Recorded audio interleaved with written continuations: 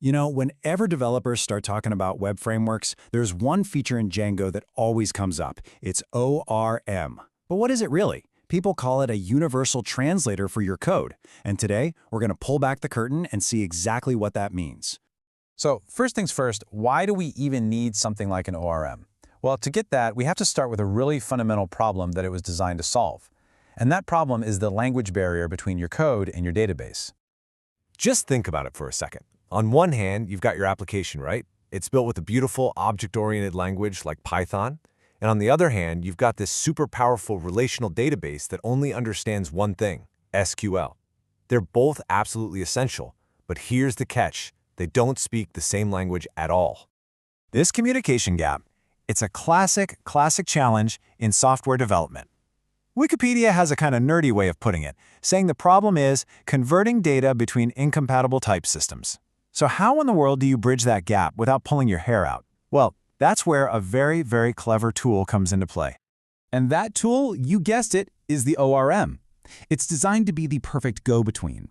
It's our universal translator that finally gets our code and our database talking to each other. I mean, just look at how clean and simple this is. As a Django developer, if I want to grab every single record from my student database table, this is literally all I have to write. It's pure, it's readable, it's just Python. So how does this magic work? It's all thanks to the Object-Relational Mapper, or ORM for short. And the name really tells you everything you need to know. It maps your code's objects, like a student object, to the database's relational tables. It's a programming technique that acts as that translator, turning your Python into commands the database can actually understand. And boom, here it is. This is the magic trick revealed. Behind the scenes, the Django ORM took our simple one-line Python command and translated it into this, pure SQL. It generated the select star from student query for us, so we didn't have to write a single drop of SQL ourselves. But this translation thing, it isn't just a neat party trick. No way.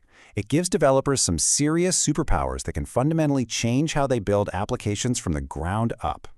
So what are these superpowers? Well, first off, you get to stay in Python, which means you're developing faster and writing way less code. Second, you get this incredible thing called database portability, and we'll talk more about that in just a second.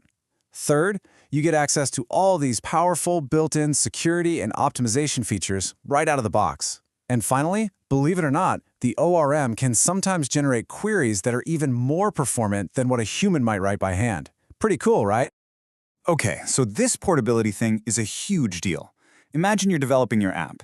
You can start with a super simple database like SQLite, which takes zero setup. Then, when you're ready to go live and need something more robust, you can switch to a production-grade beast like Postgres without changing a single line of your query code. The ORM just handles it, automatically translating your code to the new database's specific SQL dialect. It's a game changer. Okay, but it's not all magic and superpowers. With all this convenience, there are a few hidden trade-offs that every developer really needs to understand before they dive in. The biggest complaint you'll hear is that the ORM hides the SQL from you. For a database expert, this can feel really restrictive, and yeah, sometimes it can lead to queries that aren't quite as optimized. Plus, you don't really get exposed to raw SQL, which is a super valuable skill to have. And finally, there's this problem called impedance mismatch. It's a fancy term, but it basically means that trying to perfectly map a Python object to a database table can be like trying to fit a square peg in a round hole. They're just fundamentally different things.